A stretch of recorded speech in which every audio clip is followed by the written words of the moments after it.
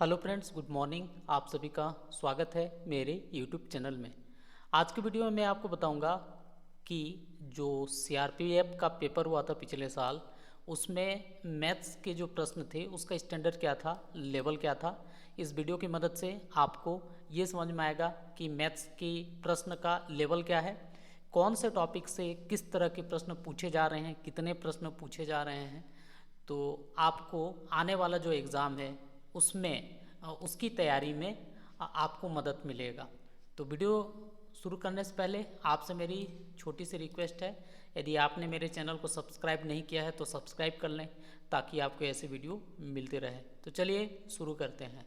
हालांकि ये वाला जो पेपर है इसमें मैथ्स के जो प्रश्न हैं वो 50 पूछे गए हैं, लेकिन अभी जो होगा, जो आने वाला जो सीआरपीएफ वाला है उसमें मैथ्स के 25 प्रश्न हैं। इस चीज़ का ध्यान में रखिएगा।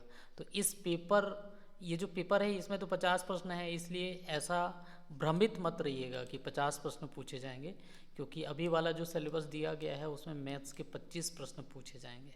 तो ये चीज़ ध्यान रखना है, ठीक है। तो चलिए देखते हैं। पहला प्रश्न है यहाँ पर 5,49,160 में से वह छोटी से छोटी कौन सी संख्या घटाई जाए कि वह पूर्ण वर्ग बन जाए। सॉल्यूशन बताऊंगा नहीं, टॉपिक बस बताऊंगा, तो आप लोग नोट करते जाइएगा। किसी और दिन देखूंगा कि मैं इसका सॉल्यूशन भी आपको बता दूं, इसका हल करके बता दूं, लेकिन आज मैं केवल आपको टॉपिक बता रहा हूं, उस टॉपिक पे आपको फोकस करना है। तो ये जो टॉपिक है, ये जो प्रश्न है, टॉपिक का नाम क्या है? वर्ग एवं वर्गमूल। इस टॉपिक से है। आपको एक किताब ले लेना है कॉम्पिटिटिव एग्ज़ाम का कोई सा भी, और उससे तैयारी करेंगे तो ध्यान में रखिएगा।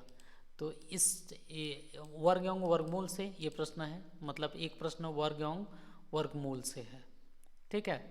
उसके बाद नेक्स्ट देखते हैं हम लोग। 5 लगातार सम संख्याओं का औसत कितना है? 26 है। उनमें से सबसे छोटी संख्या ज्ञात कीजिए।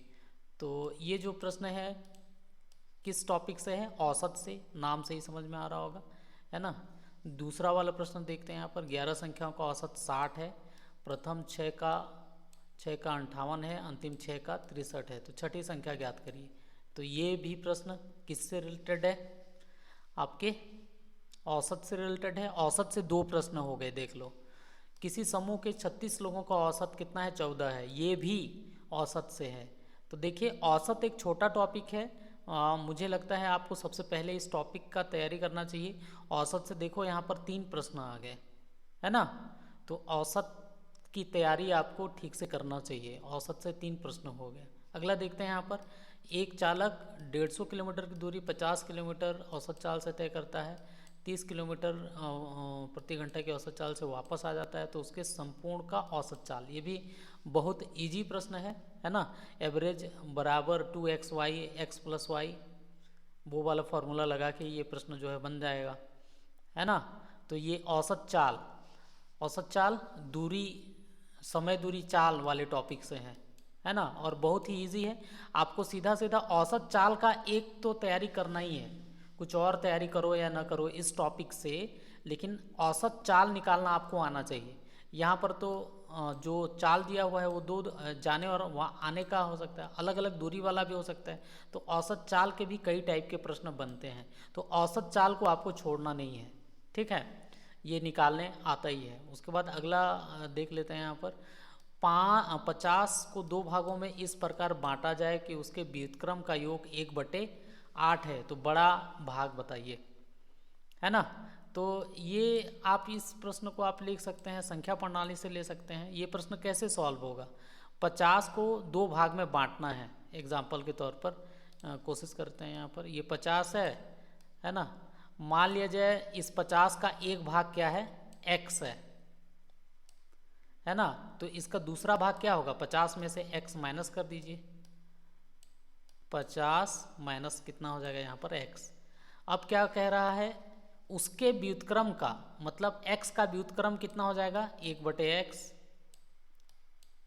प्लस 1/ इसका भी व्युत्क्रम कितना हो जाएगा? 50 माइनस x बराबर 1/8,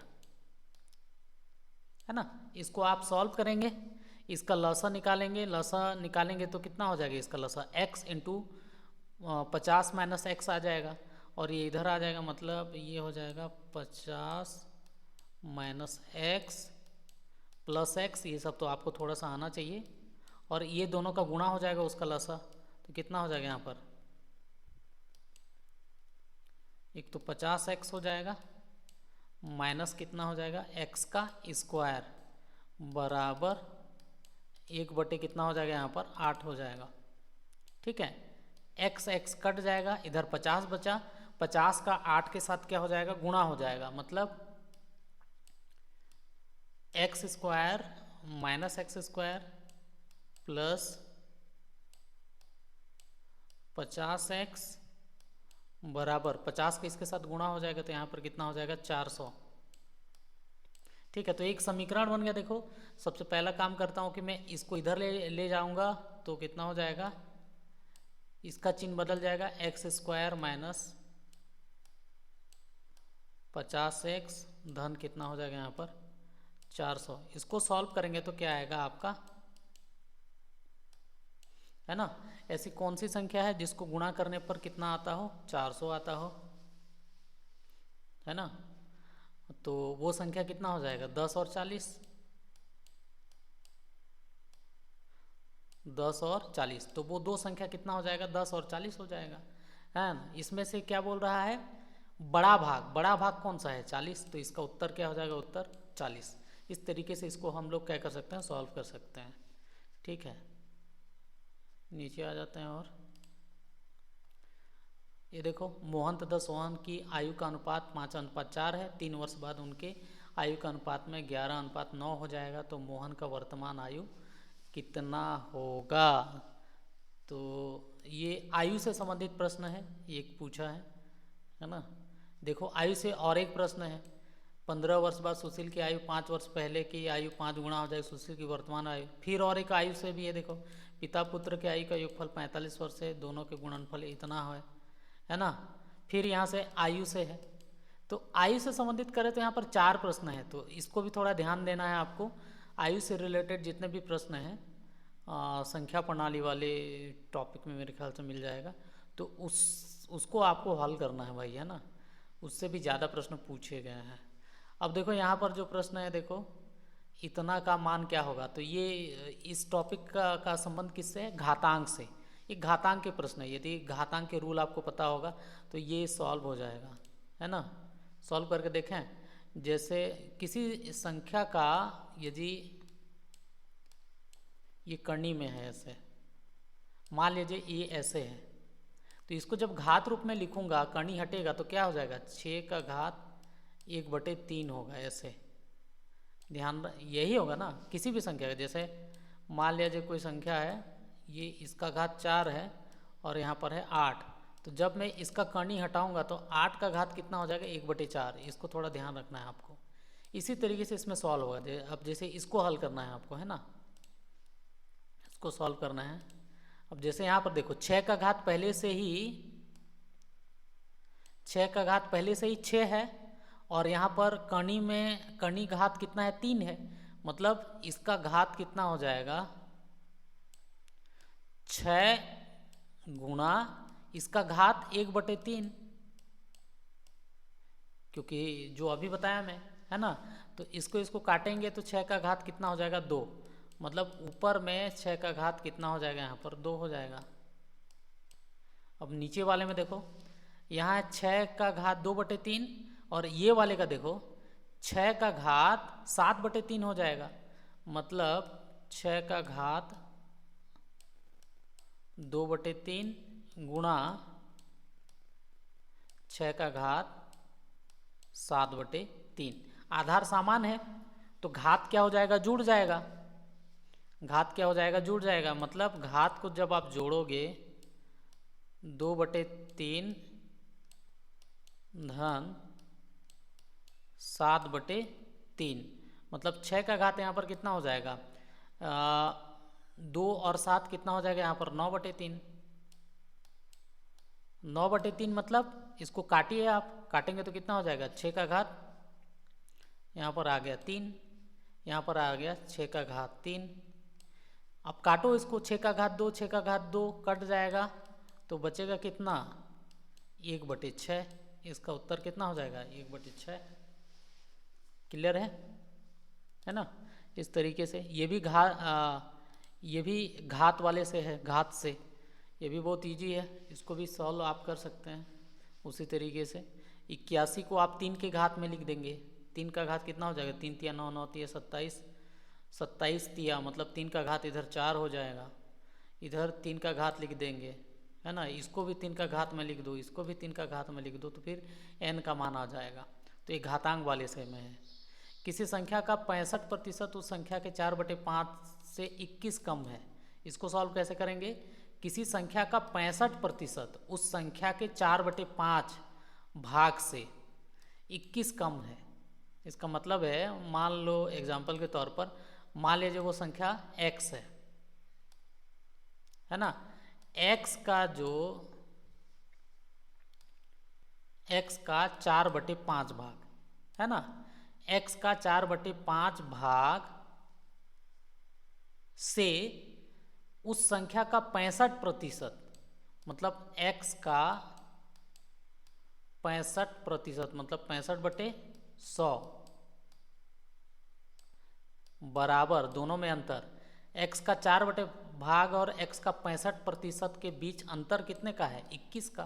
तो इससे किसकी वैल्यू आएगी, x की वैल्यू आएगी। इसको सॉल्व करोगे तो उत्तर आ जाएगा, है ना। तो ये भी संख्या प्रणाली से है। चलो नेक्स्ट देखते हैं। ये देखो, है ना, 600 का 15%, ये इसका संबंध किससे है, प्रतिशत से। बहुत इजी प्रश्न है, प्रतिशत से एक प्रश्न पूछा गया है ना। रमन एक दिन में 3/8 भाग किताब पढ़ता है, शेष का 4/5 भाग। यदि 30 पृष्ठ पढ़ना बचा हुआ है तो कुल कितने पृष्ठ थे। ये प्रश्न एक्चुअली में आपके कार्य एवं समय, वही है ना, कार्य एवं समय से है ये वाला प्रश्न। और बनाना चाहे तो बन सकता है। रमन में एक दिन में 3/8 भाग, है ना। एक काम है, मान लीजिए पूरा काम कितना है, 1 है, 1 का 3/8 भाग पूरा कर लेता है एक दिन में, तो बचा कितना काम। इसको सॉल्व करेंगे तो कितना हो जाएगा, इसको सॉल्व करोगे तो बच जाएगा 5/8, है ना। ये जो बचा 5/8, इस 5/8 का 4/5,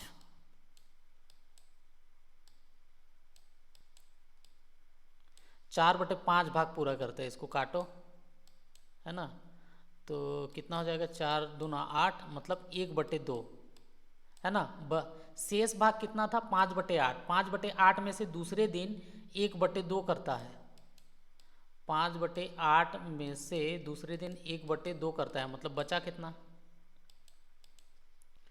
इसको सॉल्व कर दो, लसा कितना हो जाएगा 8, यहाँ पर हो गया 5, और इधर कितना हो जाएगा 4 हो जाएगा, मतलब 1/8 भाग जो है 2 दिन बाद 1/8 बच रहा है। तो ये जो 1/8 है, अब 30 पृष्ठ नहीं पढ़ा हुआ बचा, मतलब 1/8 बच जाएगा। तो 1/8 जो बचा हुआ भाग है वो किसके बराबर है, 30 के। तो 1 बराबर होगा कितना, 240 के। तो इस तरीके से इसका उत्तर कितना हो जाएगा, 240 हो जाएगा, है ना। तो ये भी इजी टाइप का प्रश्न था। अब आ जाओ यहाँ पर अगले प्रश्न पर। एक विक्रेता एक वॉशिंग मशीन को इतना में इतना खरीदता है, अंकित मूल्य इतना छूट देता है। तो ये छूट वाले में से ये टॉपिक है। एक आदमी एक वस्तु को लाभ पर बेचता है, लाभ और हानि से ये जो है क्वेश्चन है, लाभ और हानि से। 2 समांतर ट्रैक एक ही दिशा में प्रारंभ करिए, ट्रेन वाले से है, रेलगाड़ी वाले से ये प्रश्न है, ठीक है। और ये अलजेब्रा बीजगणित से है ना। अब आ जाओ समबाहु त्रिभुज। देखो यहाँ पर ज्यामिति से भी प्रश्न पूछ रहा है। एक समबाहु त्रिभुज का क्षेत्रफल इतना है, तो इजी वाला प्रश्न है ये, है ना। तो इसको आपको देख लेना है ना। उसके बाद आ जाओ, ये देखो ये संख्या प्रणाली से है। ये तो बहुत इजी प्रश्न है। गुणनफल का इकाई अंक क्या है, इकाई का अंक क्या होगा, जब उसका आप क्या करेंगे, गुणा करेंगे इस पूरे संख्या को, तो आप ऐसे भी निकाल सकते हो। देखो 3 सत्ते 21, 21 करोगे तो इकाई का कितना आएगा, 1 आएगा। फिर 8 एकम 8, 8 आ जाएगा। फिर 8 चौके 32, मतलब इसका उत्तर क्या हो जाएगा, 2 हो जाएगा, है ना। कुछ प्रश्न तो ऐसे ही बन जाता है। फिर ये वाले में भी देखो, इसको थोड़ा सा सॉल्व करना पड़ेगा, है ना। इकाई में क्या आएगा, 3 को 8 बार गुणा करते हो तो कितना आता है, थोड़ा सा ये ध्यान करना है। 3 को जब सम संख्या में गुणा करते हो तो कितना आ जाता है, तो सम संख्या में, या सम संख्या में ही है ना। 3 तिया 9, 9 तिया 27, 27 तिया 81, इसको थोड़ा सा सॉल्व करके देखेंगे तो बन जाएगा। तो ये इकाई का अंक वाला भी देखो 2-3 प्रश्न आ गया, एक भी इसमें भी है, एक इसमें भी है, फिर एक इसमें भी इकाई का अंक है, तो इसमें भी 2-3 प्रश्न आ गया, है ना। ये भी बीजगणित से है, ये भी भाज्य एवं भागफल से है, ठीक है। विषम संख्या कौन सा सम संख्या है, ये संख्या प्रणाली वाले से है ना। 91 से पूर्णतः विभाजित हो जाए, ये भी वही भाज्य एवं भागफल वाला, है ना, बीजगणित से, ये संख्या प्रणाली से, ठीक है। 2 संख्याओं का, ये भी वही संख्या प्रणाली से है। लसा एवं मसा, ये नहीं, ये लसा और मसा से है ना। 2 संख्याओं का अनुपात 3:4 है, उनका मसा 8 है, तो उनका लसा क्या होगा, है ना। इनका लसा निकालना है। लसा निकालना है, जब भिन्नों का लसा निकालना होता है तो अंश का हम क्या निकालते हैं, लसा, और हर का क्या निकालते हैं, मसा, तो आ जाता है, ठीक है। तो ये चीज़ है। और आगे देखते हैं, ये दशमलव वाली संख्या से है, दशमलव वाला का, ये भी दशमलव वाले में से है, ये भी दशमलव वाले में से है, वही शांत अशांत दशमलव वाले में से है, बीजगणित से है ना। ये भी बीजगणित में से। इसको सॉल्व कैसे करेंगे, इसको सॉल्व करने का तरीका क्या है, यहाँ फॉर्मूला आपको पता होना चाहिए। देखो, अब देखो, ये जो है, ये फॉर्मूला आपको पता होना चाहिए, a² - b² बराबर क्या होता है, a + b, है ना, और a - b है, ये होता है, ये फॉर्मूला है। लेकिन यहाँ पर घात 4 है, देखो यहाँ घात 4 है, तो इसको आप किस तरीके से लिखोगे, तो ये क्या हो जाएगा, a का घात या a का वर्ग माइनस b का वर्ग बराबर, इसको करोगे तो क्या हो जाएगा, a का वर्ग प्लस b का वर्ग, ये हो जाएगा। फिर दूसरा वाला क्या हो जाएगा, a का वर्ग माइनस b का वर्ग, ऐसे होगा ना। तो जब ऐसे होगा तो नीचे देखो, नीचे में क्या है, a का वर्ग प्लस b का वर्ग है, तो उससे क्या होगा, ये और ये कट जाएगा, तो बचेगा क्या, a का वर्ग माइनस b का वर्ग, मतलब 0.6 का वर्ग को 0.5 का वर्ग से आप माइनस करेंगे। 0.6 का वर्ग मतलब कितना हो जाएगा, 6 6 36, है ना, 6 6 36, और दशमलव जो है 2 अंक में लगेगा, मतलब 0.36 हो जाएगा। उसी तरह 5 का वर्ग को करेंगे, 5 × 5 = 25, तो यहाँ पर हो जाएगा 0.25। अब माइनस कर दीजिए, तो यहाँ पर 1 बचेगा, यहाँ पर मतलब पॉइंट क्या हो जाएगा, 11, इसका उत्तर क्या हो जाएगा, बी हो जाएगा, ठीक है। तो ये है तुम्हारा अनुपात समानुपात से प्रश्न हो गया, ये वितत भिन्न वाले से हो गया, इस टाइप का एक प्रश्न आ रहा है। पी का मान निकालना है, गुणा भाग करो, आ जाएगा, है ना। ये भी ए का मान निकालना है, लसा वसा निकाल के आपको निकालना है, ये और बी का मान रख दोगे तो ये आ जाएगा। तो ये सब इजी प्रश्न है। ये देखो, पानी भरा वाला से एक प्रश्न आया है, टैंकर वाले से, ये थोड़ा सा अलग टाइप के प्रश्न है ना। एक क्रिकेट टीम जीतता मैच हारता है 3 मैच, ज़्यादा जीतता है जीतने पर उसे 2 अंक, हारने पर इतना मिलता है ना। ये है तुम्हारा, वो बैटरी ख़त्म होने वाला है। तो इस तरीके से ये इस टाइप के प्रश्न हैं, है ना। तो बहुत ज़्यादा कठिन नहीं है, थोड़ा सा ध्यान देंगे तो सारा का सारा प्रश्न जो है क्या हो जाएगा, बन जाएगा। मैं कोशिश करूँगा कि इसके सॉल्यूशन आपको उपलब्ध करा दूँ, ठीक है। उम्मीद करता हूँ आपको वीडियो समझ में आया होगा। धन्यवाद।